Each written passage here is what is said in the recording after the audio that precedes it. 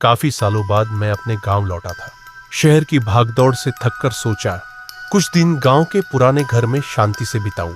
घर वैसा ही था, टूटी दीवारें, सूखा पेड़ और सामने वो पुराना कुआं जिसके बारे में बचपन में दादी डरावनी कहानियां सुनाया करती थी। कहा करती थी, इस कुएं से कभी रात में पानी मत लेना, वहां एक औरत की आत्मा बसती है। मैंने तब इन बातों पर कभी ध्यान नहीं दिया था, लेकिन उस रात सब कुछ बदल गया। शाम ढलते ही गांव पर सन्नाटा छा गया। दूर से कुत्तों के भौंकने की आवाजें आ रही थीं।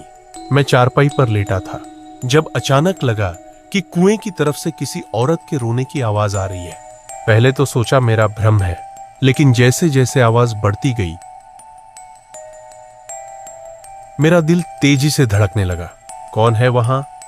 मैंने दरवाजे से झांककर चिल्लाया। जवाब में वही सिसकियां और ज्यादा गहरी हो गई। डर और जिज्ञासा दोनों ने मुझे कुएं तक जाने को मजबूर कर दिया।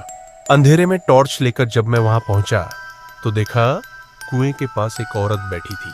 उसके बाल जमीन पर बिखरे हुए थे, चेहरा नीचे झुका हुआ था और सफेद साड़ी मिट्टी से सनी हुई थी। मैंने धीमे से कहा, आप कौन है? वो चुप रही, फिर धीरे धीरे सिर उठाया। उसका चेहरा देखकर मेरा खून जम गया। आंखें लाल, चेहरा झुलसा हुआ, होंठ फटे हुए जैसे बरसों से किसी ने बात न की हो। और फिर उसने मुस्कुराया।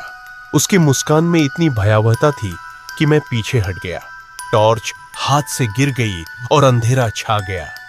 तभी उसने अपने लंबे अस्वाभाविक हाथ मेरी ओर बढ़ा दिए। उसकी उंगलियां मेरी गर्दन तक पहुंची, ठंडी बर्फ जैसी। मैं चिल्लाने की कोशिश कर रहा था, मगर आवाज गले में ही अटक गई। कुछ सेकंड में ही सब कुछ धुंधला हो गया और मैं बेहोश हो गया। जब होश आया तो सुबह हो चुकी थी। सूरज की किरणें कुएं पर पड़ रही थी। मैंने चारों ओर देखा, वहां कोई नहीं था, सिर्फ टॉर्च वहीं गिरी पड़ी थी और मिट्टी पर किसी के गीले पैरों के निशान थे जो कुएं की ओर जाते थे लेकिन वापस नहीं आते थे। मैं भागकर घर गया। दरवाजा अंदर से बंद था, पर याद है मैंने उसे खुला छोड़ा था। पूरे घर में अजीब सी ठंडक थी, जैसे कोई अदृश्य परछाई मेरे साथ चल रही हो। उस दिन मैं गांव से निकल गया और कभी वापस नहीं लौटा। पर आज भी जब रात में आंखें बंद करता हूं तो वही आवाज सुनाई देती है, पानी दे दे। कहते हैं उस कुएं में सालों पहले एक औरत की लाश मिली थी जिसने गांव वालों के अत्याचार से तंग आकर खुद को वहीं डुबो दिया था।